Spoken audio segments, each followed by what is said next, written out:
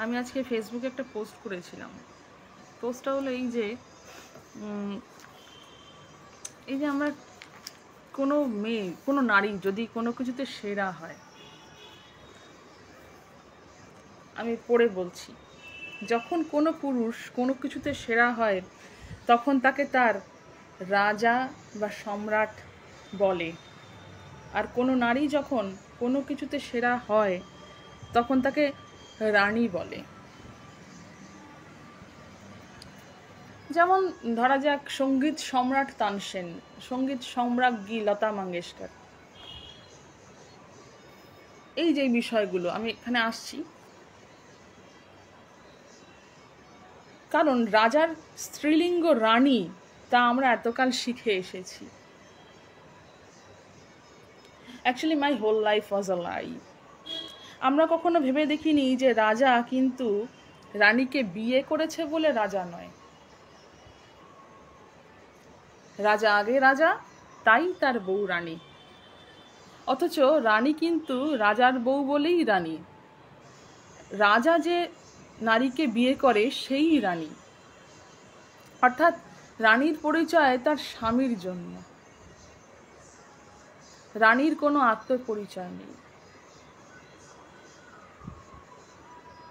তাই যা নারীর একার ক্ষমতা, একার পারদর্শিতায় অর্জন, যাতে সে নিজে সেরা, সেখানে সে কেন রানী বা সম্রাজ্ঞী হবে? তাই রাজার স্ত্রীলিঙ্গ কখনোই রানী নয়। রাজার স্ত্রীলিঙ্গ কেউ বানায়নি কখনো কোনো ভাষায়, কারণ নারীর একার কোনো পরিচয় পুরুষতন্ত্র রাখতে দেয়নি, তাই ছিল না। যেমন সারনেম ব্যাপারটাই পুরুষতান্ত্রিক, সেটা আমার সাথে অনেকে ডিসঅ্যাগ্রি করে। ডিসঅ্যাগ্রিমেন্টের কি আছে? সারনেম ইজ এন্টায়ারলি পেট্রিয়ার্কাল, মেয়েদের কোনো সারনেম হয় না। তাই রাজার কোনো স্ত্রীলিঙ্গ ছিলও না কখনো। তাই এই যুগে রাজা কথাটার কোনো লিঙ্গ থাকা উচিত নয়, বা রাজার একটি যথার্থ স্ত্রীলিঙ্গ শব্দ তৈরি করতে হবে।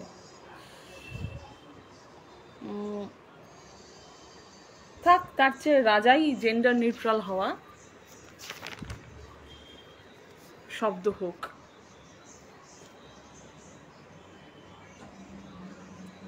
নারী কোনো কিছুতে সেরা হলে তাকেও রানী বা সম্রাজ্ঞী না বলে রাজা বা সম্রাট বলা উচিত। মনে রাখতে হবে যে কোনো অবিবাহিত নারী যদি রানী হয়, সেক্ষেত্রে তার যদি এক বা একাধিক স্বামী থাকে, হাজব্যান্ড থাকে, তাকে বা তাদের কিন্তু কেউ রাজা বলবে না। রানী একাধিক হয়, যেমন ধরুন দশরথের কথাই বলি। দশরথের তো 3 রানী ছিল, কৌশল্যা, কৈকেয়ী, সুমিত্রা, তো রানী বলা হতো। মেয়েদের যদি একাধিক বিবাহের রুল থাকতো, পুরুষতন্ত্র তো দেবে না, মেয়েদের দেয়নি সেই অধিকার, তো সেখানে কি তাদের রাজা বলা হচ্ছে না তো। তাহলে অবশ্যই যেটা আমি লিখেছি সেটা আমি বলছি,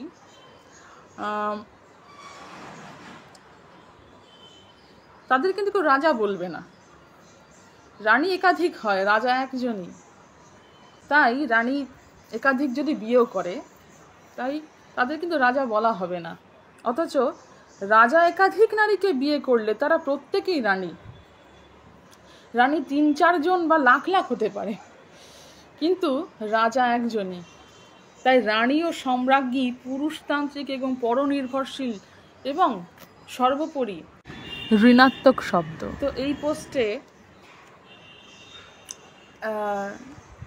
আমারই এক মামা কমেন্ট করেছিল, কমেন্টটা সে ডিলিট করেছে, কারণ সে মনে করে তার ভুল ধরিনি আমি, এটা ভুল না, পরে হয়তো তার মনে হচ্ছে আমি ভুল ধরেছি, তাই তার হয়তো ইগো হার্ট হয়েছে, তাই সে কমেন্টটা পরে ডিলিট করে নেয়। তার কমেন্টটা ছিল, nowadays they don't use the words like actress, poetess, authoress, etc. probably for the same reason. আমি জানতাম এরকম একটা কমেন্ট আসবে। আমি তাকে রিপ্লাই দিলাম, short reply, but actress is herself an actress. Poetess is also poetess by herself. authoress is also authoress by herself, but queen is never a queen by herself. অর্থাৎ ভেঙে বলতে গেলে বলতে হয়, তাহলে তো এটা আবার লিখেছি আমি কারণ আমার বলতে সুবিধা হবে না। ভেঙে বলতে গেলে বলতে হয় তাহলে তো পুরুষকে পুরুষ আর নারীকে নারী বলা যাবে না। ইদানিং অনেককে দেখছি যে প্রধানা বললেও তাদের আপত্তি, প্রধান বলতে হয়, প্রধানা বলা যাবে না। তাহলে আমাকে নারী কেন বলা হচ্ছে, আমি পুরুষ বলবো নিজেকে, তাই না? This is ridiculous. কারণ অ্যাক্ট্রেস একজন অ্যাক্ট্রেস তো সে নয় যে অভিনেতার বউ, মানে অ্যাক্ট্রেস তো সে নয় যে অ্যাক্টরকে বিয়ে করেছে। অথারেস তো সে নয় যে অথারকে বিয়ে করেছে। অথারেস নিজেই অথারেস। সাপোজ আমি অথার, হ্যাঁ আমি অথারেস, সেম, দুটোই স্বনির্ভর শব্দ। অথারেস যেরকম যেমন মেল স্বনির্ভর শব্দ, ফিমেলটা আমি তাও স্বনির্ভর মনে করি না, তাও কিন্তু নারী পুরুষ তো স্বনির্ভর শব্দ, দুজনেই স্বনির্ভর শব্দ। সেরকমই অ্যাক্টর অ্যাক্ট্রেস পোয়েটেস দুটোই স্বনির্ভর শব্দ, সবই স্বনির্ভর শব্দ। কিন্তু কুইন ইজ নেভার আ স্বনির্ভর শব্দ, কারণ কুইন তো সে যে রাজার বউ, বিয়ে করেছে বলে সে কুইন। অ্যাক্ট্রেস তো সে নয় যে কোনো অ্যাক্টরকে বিয়ে করে অ্যাক্ট্রেস, বা কোনো কি বলে, অথরেস তো সে নয় যে মানে অথরকে বিয়ে করেছে বলে অথরেস, তা তো না। কিন্তু কুইন কিন্তু কিংকে বিয়ে করেছে তাই কুইন, রানী কিন্তু রাজাকে বিয়ে করেছে বলে রানী। তো আমি লিখছিলাম যে তাহলে পুরুষকে পুরুষ আর নারীকে তো নারী বলা যাবে না। বুঝতে হবে অ্যাক্টরও যা অ্যাক্ট্রেসও তা, তবে রাজা যা রানী তা নয়। অ্যাক্ট্রেস তো অ্যাক্টরকে বিয়ে করেছে বলে অ্যাক্ট্রেস বলা হয় তাকে, তা তো নয়। অ্যাক্টর যেমন স্বনির্ভর শব্দ, অ্যাক্ট্রেসও স্বনির্ভর শব্দ, তবে রানী তা নয়, কারণ রানী রাজার বউ বলে রানী, তার কোনো স্বনির্ভরতা নেই। তাই রানী কোনোভাবেই কোনো স্বনির্ভর শব্দ নয়। রানী একটি পুরুষতান্ত্রিক শব্দ, অধীনস্থ শব্দ।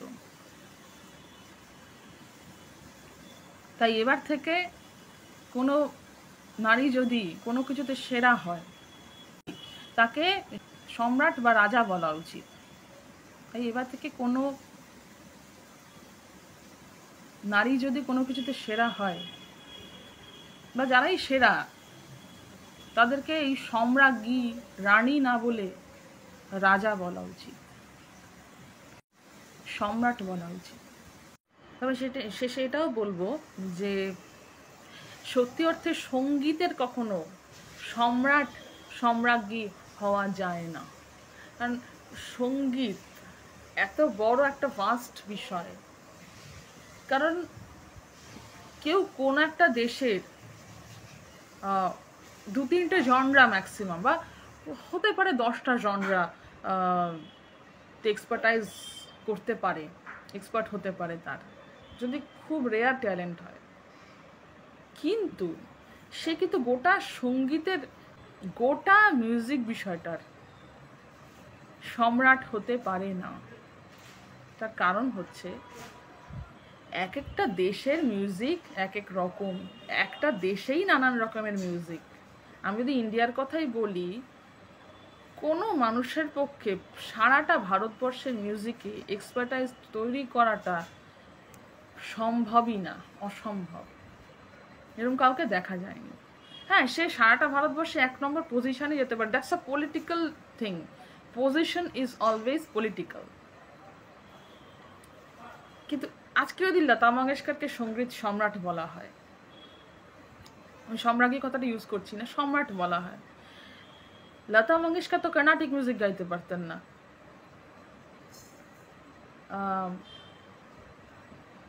সঙ্গীত সম্রাট তানসেনের কথা দিয়ে বলে, তানসেন তো কর্ণাটিক মিউজিক গাইতে পারতেন না, তানসেন তো ওয়েস্টার্ন মিউজিক জানতেন না।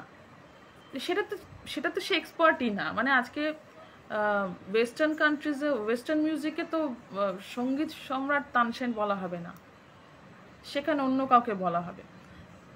তো সঙ্গীত সম্রাট, সঙ্গীত মানে এটা খুবই মানে ক্লিশে আমি বলবো। এই জন্য আমি এই বিষয়টা মানি না। আমি নিজে মিউজিক ফিল্ড বলে বলছি, নিশ্চয়ই অনেকে অভিনয় নিয়ে ওই কথা বলবে, ডান্স নিয়ে তো বলবেই, অবশ্যই অবশ্যই ডান্স নিয়ে বলবে। তো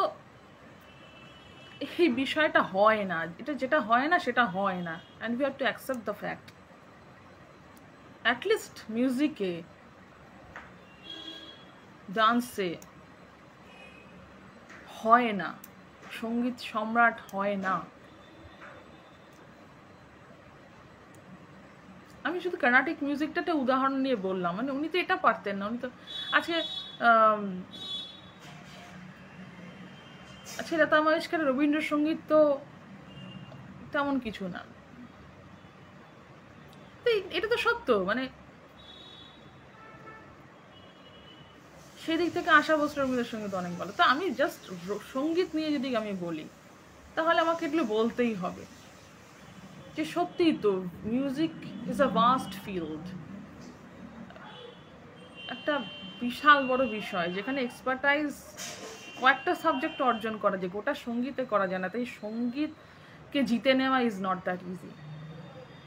সম্রাট কি, যে অনেকগুলো রাজ্যকে, যে অনেক সাম্রাজ্যের যে মালিক, যে সাম্রাজ্যের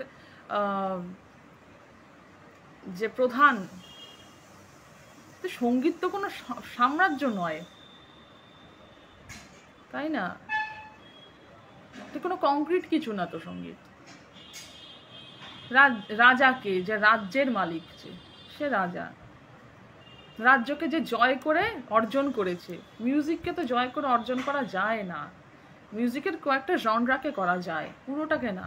পুরো মিউজিককে কেউই কখনো, আচ্ছা লতা মঙ্গেশকর তো ওয়েস্টার্ন মিউজিক সিঙ্গার নন, উনি জানেনই না হয়তো, মানে মানে অতটা ভালো, স্বাভাবিক ব্যাপার না। তো সঙ্গীত সম্রাজ্ঞী কথাটা খুবই ক্লিশে কথা। সঙ্গীত সম্রাট তানসেন, সে কি ওয়েস্টার্ন মিউজিকের মানুষ না তো?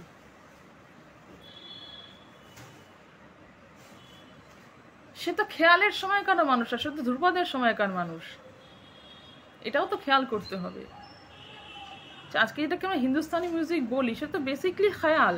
ধ্রুপদকে তো লোকে ভুলেই গেছে প্রায়, ওটা তো একটা মানে কোনায় চলে গেছে। তো